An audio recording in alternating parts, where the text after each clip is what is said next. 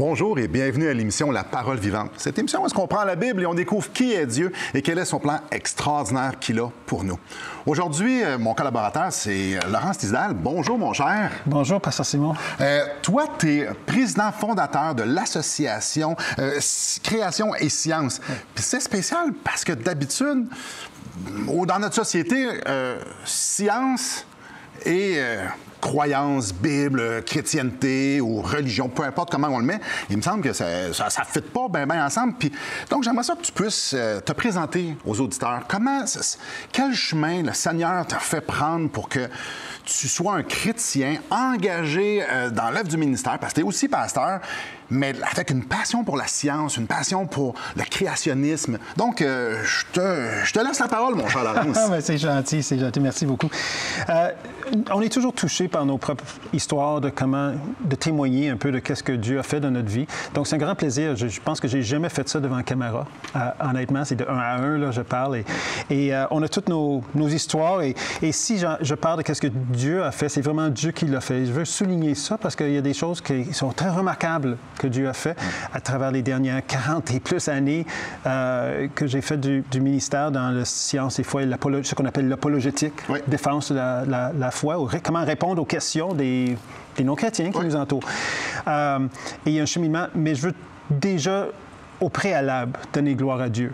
Que oui, il y a un effort de notre part d'obéir, de choisir de courir après Dieu, de chercher Dieu, mais c'est Dieu qui fait l'œuvre à travers nous. Et ça, c'est super important. On voit vraiment dans la Bible qu'il faut faire attention à l'orgueil. Il faut faire attention à pas être dans des situations où est-ce qu'on est en train de prendre la gloire pour nous, quand c'est Dieu qui est la source de cette énergie. Quand on a des habiletés, c'est facile de dire « Ah, wow, je suis capable de faire ça, moi. Aïe, j'ai bâti ça, moi. » Et il y a plein d'exemples dans la Bible que « Ouais, non, presque. Touche pas à ça. Dieu t'a équipé pour ça. Dieu t'a le produit en toi. » Donc, comme tu dis, la gloire va à lui. Dieu. Et c'est super bien qu'est-ce que vous avez dit en termes d'équiper. Dieu nous équipe. Et ce que je découvre, et je suis sûr que c'est le même pour votre vie, et presque tous les enfants de Dieu que je rencontre, c'est que Dieu fait des choses dans notre vie, il arrange des choses qui sont clairement pour nous outiller pour quelque chose qu'il veut qu'on fasse plus tard. Oui, absolument. Alors, moi, mon arrière-plan, avant qu'on arrive comment un scientifique peut croire en Dieu puis il peut faire qu'est-ce que je fais, c'est que j'ai grandi dans une famille chrétienne. Oui. Donc, mon père était un prêtre anglicain et aussi un professeur universitaire. Mon grand-père était très connu à Toronto. Il a inventé le pablum, pour ceux qui connaissent la nourriture pour les enfants. Et tout l'argent de pablum, en passant, tous les profits sont allés à l'hôpital pour les enfants malades. Notre famille n'a pris aucun sou de cette création. Okay. Et l'hôpital pour les enfants malades de Toronto, c'est mon grand-père qui a élevé les 50 millions que ça a pris pour le construire en 1951. Wow. Et c'est lui qui a posé la pierre angulaire. Donc, c'est la haute société. Mon grand-père, clairement, il y avait un pédiatre. Et clairement, il y avait un cœur pour les gens. Il travaillait avec les Inuits au nord, il travaillait concernant le grain à l'ouest, toutes sortes de choses au début du siècle. Et mon père a grandi dans cet environnement-là. Il allait à l'église anglicane, mais c'est plus un club culturel, social. Oui, okay? C'était pas des gens hyper pieux, tout ça. Dieu avait une place, mais comme le dimanche ou quelque chose. Quand on a besoin... Puis il y a des liens aussi, pas mal la même chose dans les églises catholiques. Tu crées des liens avec des gens, et si tu es dans la haute société, mais tout le monde va là, que ce soit l'Église unie. Bon, voilà. Alors, puis il y avait de l'argent, naturellement. Mon père, il a fait un doctorat en anglais, en littérature canadienne. Puis après, il y avait une recherche pour Dieu, qui était un peu différent. Alors, il est allé dans un séminaire anglicain, parce qu'il connaissait juste les Anglicains. Oui. Et ça, c'est dans les années 60. Il est devenu prêtre. Et moi, j'étais né, éventuellement, ils se sont même mariés avec ma femme, ma mère.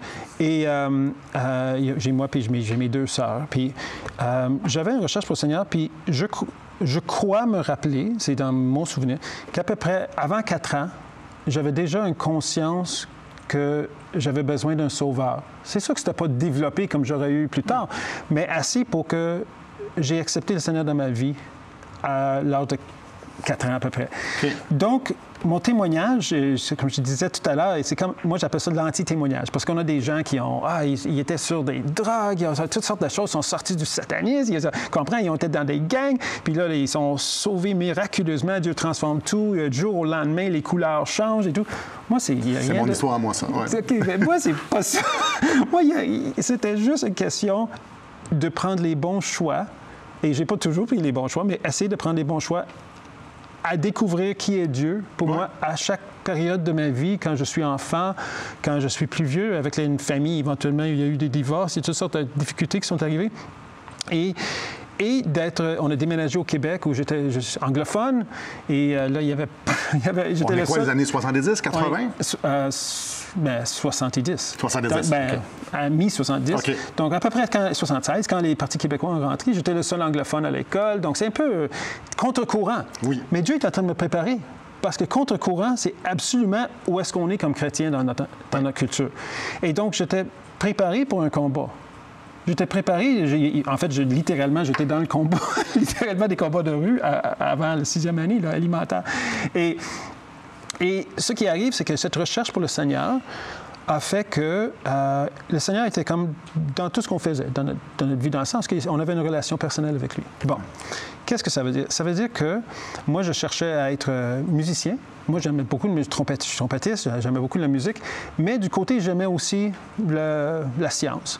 Et finalement, je suis allé à l'université en sciences. Dernière année d'école secondaire, les cours de biologie, on commence à enseigner l'évolution.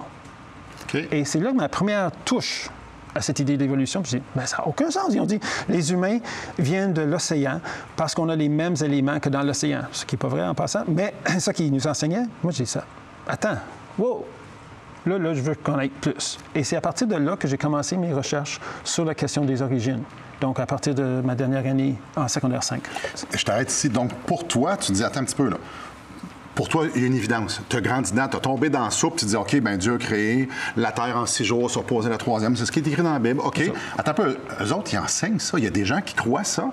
Alors, tu voulais avoir un esprit critique avec ce qu'eux disaient et en même temps sur ce que toi, tu croyais. On a besoin d'avoir une cohérence dans notre pensée. Oui. Parce que pour moi, c'est pas deux ensembles séparés. Mm-hmm. On ne peut pas séparer. On est des humains qui croient. On ne peut pas dire qu'on est juste des personnes qui raisonnent et qui ne croient pas. Parce que même à l'intérieur du raisonnement, il y a une partie de croyance, parce qu'on ne connaît pas tout. Donc, c'est un tout au complet. Alors, moi, il fallait que je marche en choisissant de chercher Dieu, même au niveau secondaire. Mais c'est pas intéressant comment Dieu peut prendre quelqu'un dans un arrière-plan, dans une culture et tout ça, puis il le dirige tranquillement vers lui. Pour Laurence, ça s'est fait à un très jeune âge, et tout son parcours, il a été préparé à qu'est-ce qu'il fait aujourd'hui, à qu'est-ce qu'il est aujourd'hui. Et après la pause, on va justement continuer ce développement-là. Comment Dieu l'a équipé à pouvoir parler, à pouvoir comprendre ce qu'il y a dans les Écritures et dans la science et faire comme, hey, ça va directement ensemble. Donc, après la pause, restez avec nous. On va pouvoir voir ce que Dieu a fait dans la vie de notre frère. Restez avec nous.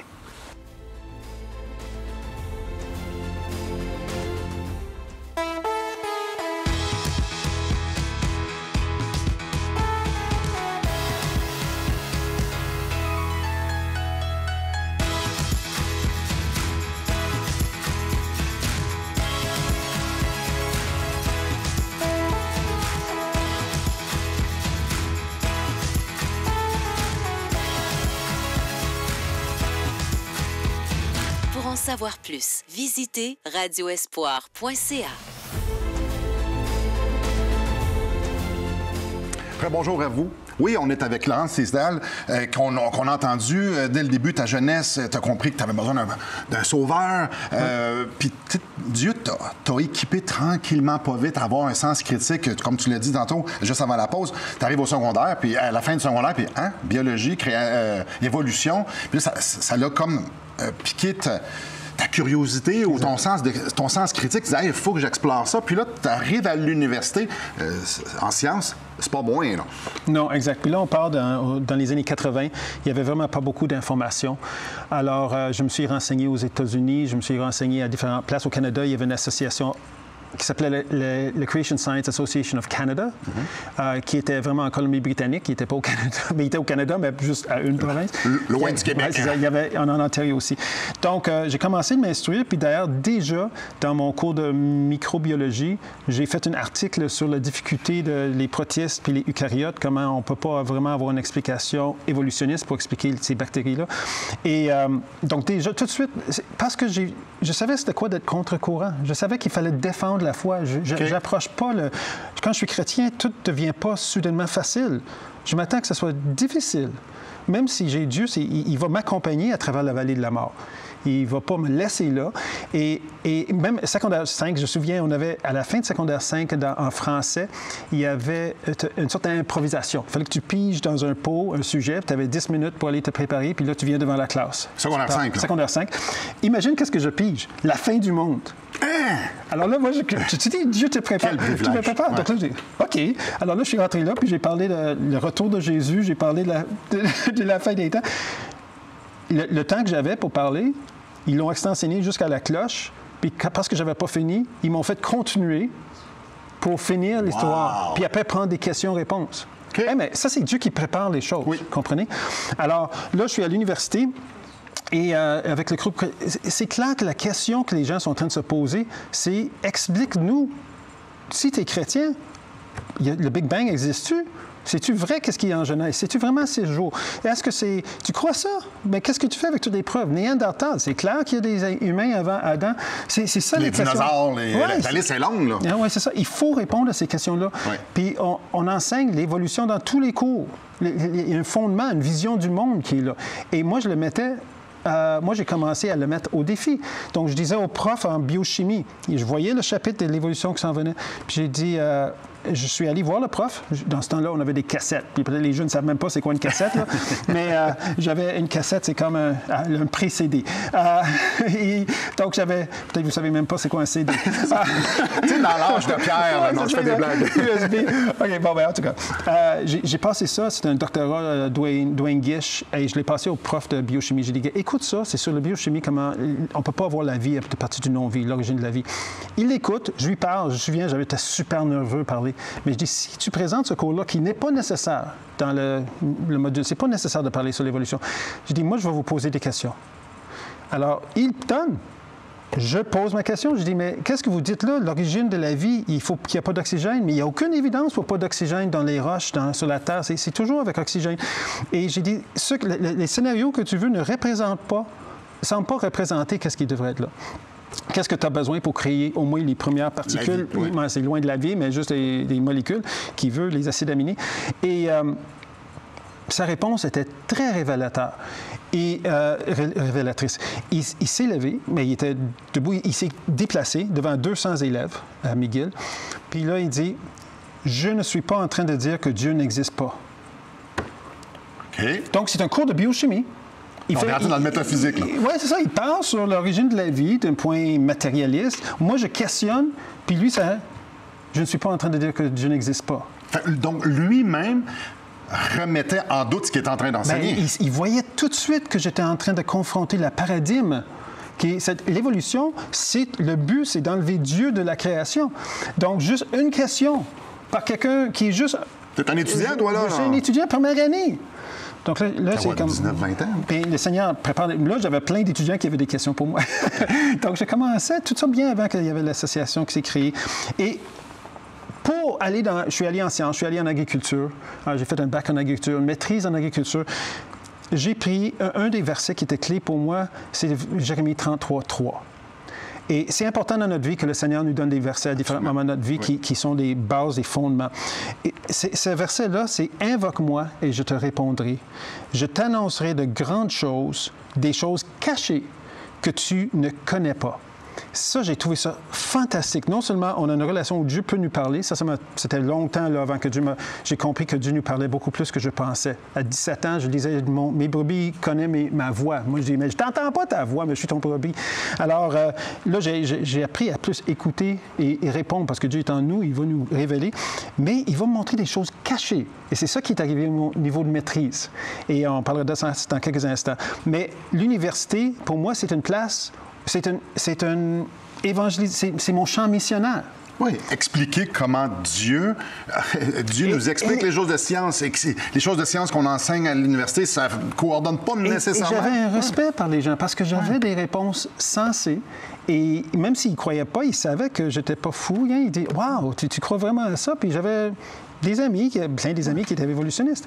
Donc, c'est important qu'on s'affiche qu'est-ce qu'on croit, mais avec une certaine raison, avec le fondement, qu'on comprend notre fondement. Et c'est sur ça que, en partie pour ça que j'ai parti l'Association Création et Sciences. Je t'arrête ici. Oui. Donc, tu es à l'université. Oui. Tu es un jeune étudiant dans la vingtaine. Jeune, vingtaine. Non, j'étais en bas de ça. J'ai commencé l'université à 18. À 18 ans. Ouais. Et puis là, tu dévores les choses de science et tu vois une incongruité avec le paradigme, avec la façon que c'est enseigné. L'origine de la vie. Oui, c'est ça, les présuppositions. Tu fais comme, attends un petit peu, là, vous partez pas de la bonne place, puis tu regardes la Bible. Étais-tu un étudiant de la Bible aussi? Oui, mais depuis tout le temps. Je veux dire, toute ma vie familiale, on avait on avait une sorte d'église maison, donc on avait des réunions. Mais Dieu et la Bible faisaient partie de notre vie. Okay. Donc, c'était normal pour moi. Je suis même devenu directeur du groupe GBU dans cette partie-là de l'université. On avait comme 26 étudiants. Puis c'est juste normal parce que j'étais comme un leader naturel que Dieu avait équipé pour faire ce qu'il allait faire suivant l'université. OK. Regardez, la Bible transforme une vie. La Bible nous ouvre les yeux sur Dieu. Comme je l'ai dit en début d'émission, la Bible nous fait découvrir Dieu, puis il parle à nos cœurs. Dieu utilise beaucoup la Bible. C'est son outil principal pour nous équiper. Et alors, face à des façons de penser qui ne coordonnent pas avec la Bible, Laurence, il a fait « wow, un instant ». Là. Fait que lui, la Bible, c'était important. Et il n'y a pas de juste dire, aveuglément, d'une façon comme un mouton niaiseux, ou je veux dire simple, ou naïf, je vais suivre tout ce qu'on me dit. Non.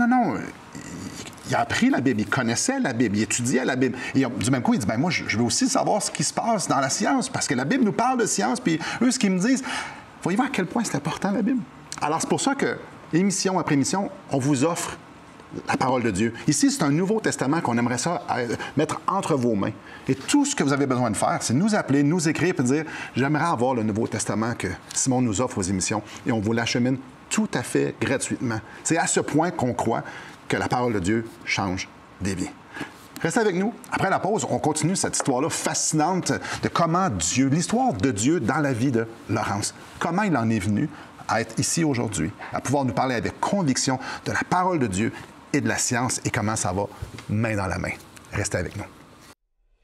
Depuis maintenant 15 ans, nous avons l'immense privilège d'annoncer la bonne nouvelle de Jésus-Christ. Par la grâce de Dieu, nous avons fait plus de 500 émissions, distribué gratuitement des milliers de livres et que dire des centaines de personnes qui ont répondu par la foi à l'appel de Jésus. Aujourd'hui, nous aimerions inviter ceux qui ont reçu cette bonne nouvelle à faire équipe avec nous. Aimeriez-vous avoir un impact dans la francophonie pour l'Évangile? Joignez notre équipe en participant financièrement à la production de l'émission et en nous permettant de continuer à offrir de la littérature gratuitement à ceux qui sont ouverts à l'Évangile. Contactez-nous. Il nous fera plaisir de vous partager comment vos prières et vos dons peuvent faire la différence.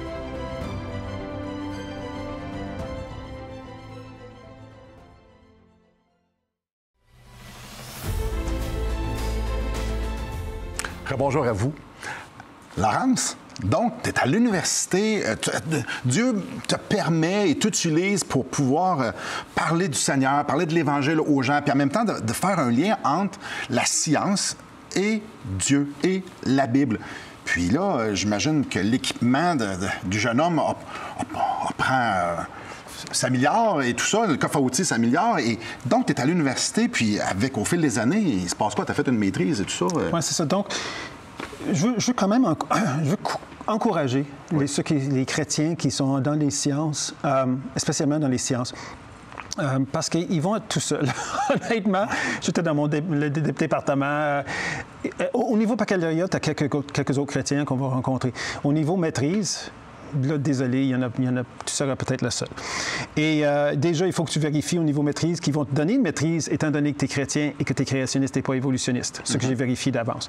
Mais reculons un petit peu parce que notre choix, on a des choix à faire. Ouais. Et on cherche le Seigneur pour voir ces choix-là. Et c'est là où moi, j'ai grandi le plus. C'est quand j'avais ces choix-là à faire, il fallait que j'entende Dieu. Comme quand il faut qu'on choisisse une université ou un programme.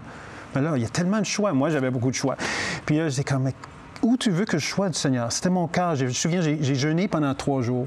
Ouais. Et j'ai eu trop d'expérience. Quand j'ai jeûné, c'est comme... Puis d'autres en ont vécu ça, mais moi, je ne savais pas. Le 3e jour, j'ai comme lu l'épître de Jean. Et c'est comme si mon cerveau avait capturé tout ce qui était dans l'épître. Je peux me souvenir, c'est parce que quand on clarifie un peu les choses avec le jeûne, dans notre pensée spirituellement. Ouais. Et là, j'avais le Jérémie 33.3 qui me dirigeait. Et j'ai décidé, mais je n'avais pas d'image claire qui disait « va là ». Donc, des fois, il faut juste aller. Oui. Puis dire « Dieu est un Dieu de grâce ». Puis si jamais je fais une erreur, c'est pas un problème pour Dieu. Il va s'arranger, il va l'utiliser. Et c'était pas une erreur. Mais je suis allé, puis la première année de l'université, beaucoup de gens, j'ai parlé avec beaucoup de gens. Mais finalement, on finit par être une sorte de psychologue gratuite, où les gens déversent leurs problèmes, mais ils ne veulent pas avoir des solutions. Mm-hmm. Et j'avais pas beaucoup de temps, et j'étais en train de faire de mes études. Alors, j'ai pris 2 prières dangereuses. Pasteur Simon, 2 prières.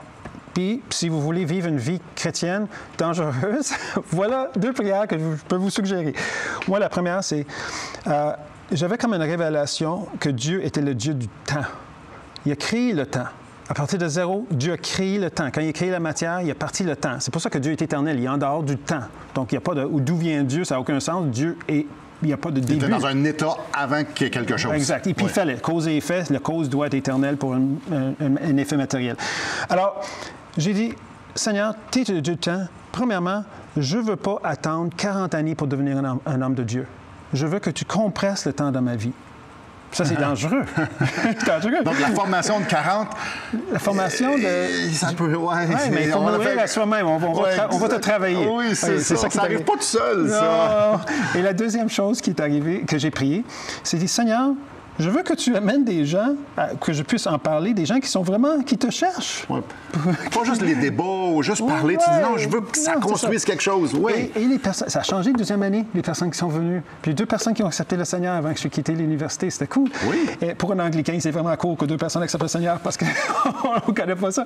Et donc, c'est ça. On avait cette... Dieu a commencé à œuvrer. Puis au niveau maîtrise, wow, il y a des choses qui sont arrivées. J'avais des expériences à faire. Et je témoignais, des gens savaient que j'étais chrétien. Et j'avais des plantes, des framboisiers à planter, des coupures à planter avec une collègue qui faisait son doctorat. Elle, c'était une Amérindienne. Puis elle, j'avais témoigné du Seigneur. On a parlé de la spiritualité, parce qu'il y en a. Et là, on a planté nos plantes. Et moi, je prie sur mes expériences. Je dis, Seigneur, bénis mes expériences, bénis mes plantes. Pourquoi pas? Il faut le faire. Alors, là, on part. Moi, j'ai planté une partie de ces plantes. Elle a planté une partie de mes plantes. Nos bacs sont dans la même place, un à côté de l'autre. Même environnement. Même environnement.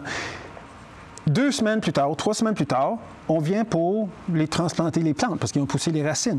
On enlève et on commence avec la sienne. Elle a peut-être 40 de mortalité. C'est normal qu'il y ait une certaine mortalité, tout ça, on prend ce qui est bon. Là, on arrive, le mien, ça a l'air comme le jardin d'Éden.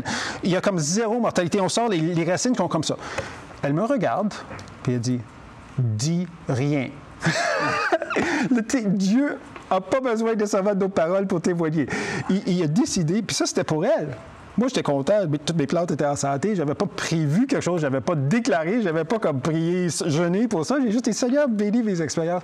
Et le Seigneur a pourvu, et il va parler aux gens autour de nous, il va nous utiliser pour toucher les gens. Et elle a été touchée par ça. Et ça, c'est une expérience sur laquelle on construit, éventuellement, quand le Seigneur va ouvrir la capacité de partir une association qui va déclarer que Dieu est créateur aux non-chrétiens dans les universités et les écoles. Alors, du plus jeune âge, de la famille dans laquelle tu es né et toutes les informations que tu as reçues, l'environnement, puis c'était pas nécessairement toute rose, réaliser que tu es pécheur, que tu as besoin d'un sauveur, environ l'âge de 4 ans, tout ça, toute ta formation école, et encore tout ce qui est arrivé pour que tu puisses, en sortant de l'université, en sortant de ta maîtrise, de dire, oui, le Seigneur veut, il m'a équipé que je proclame ce que la Bible dit, qu'elle est vraie. Et la science appuie ce que l'Écriture dit. Imaginez.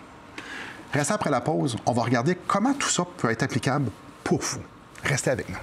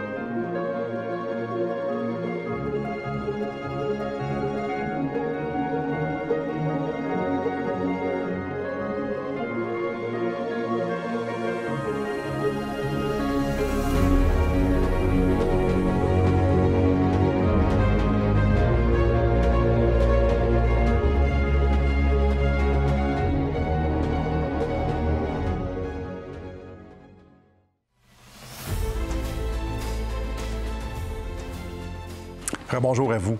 N'est-ce pas fascinant comment un Dieu extraordinaire, un Dieu 3 fois saint, peut nous transformer?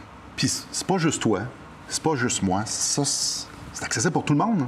Amen, amen. Et c'est la transformation qu'il faut, mais c'est aussi une recherche. J'avais soif de Dieu, mais j'ai toujours soif, mais j'avais une grande soif de connaître Dieu plus et de voir qu'est-ce que Dieu veut faire avec moi. C'était pas une histoire de religion. Non. C'est simple. Je veux le connaître, lui. Je veux être en relation avec lui. Exact. Puis il veut être en relation avec nous. Je te disais tout à l'heure, quand les gens me demandent « Prouve-moi que Dieu existe », la plupart du temps, les gens savent que Dieu existe. Ils veulent savoir « Prouve-moi que Dieu sait que moi, j'existe. Ouais. » Et donc, je veux finir sur Jérémie 33:3. Il y a une partie de ce verset-là qui dit « Je t'annoncerai de grandes choses, des choses cachées. » Et pour moi, c'était comme caché, que je ne connais pas. Mais quand je fais une maîtrise, je suis en train de découvrir des choses. Et la première expérience que j'ai faite, qui était de nettoyer des, on appelle ça clearing leaves, c'est de vider l'intérieur des feuilles pour garder les tomates. Bon, c'est des détails. Mais il fallait trouver la bonne manière de faire. Dieu m'a donné la meilleure manière de faire du premier coup. Contrairement à la science qui essai, erreur, puis t'arrives. Moi, j'ai arrivé du premier coup avec la bonne chose, puis il fallait que je démontre que c'était pas la bonne chose, avec toutes les autres ne marchaient pas. On a publié le papier. Le papier de ma directrice de thèse, elle a eu plus de demandes pour cet article-là. Donc, ma première chapitre de ma maîtrise est déjà publié. Avant que j'ai fini ma maîtrise, ça se fait même pas, là. Et dans un gros, dans Hort Science. Et c'est-tu en tout cas, c'est pas grave. Et elle a eu plus de demandes pour cet article-là que tous ces autres de sa carrière. Et elle m'a dit, garde, je crois pas qu'est-ce que tu crois, mais ça marche, continue. Alors, c'est ça. Alors, j'ai eu ma maîtrise et Seigneur a pourvu.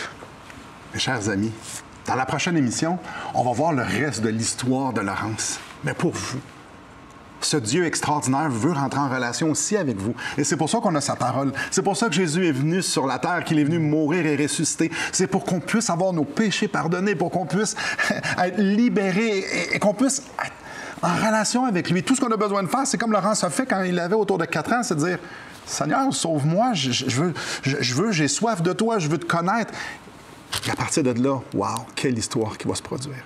Merci beaucoup, Laurence. Merci, Pasteur Simon. Merci beaucoup à vous et que le Seigneur vous bénisse.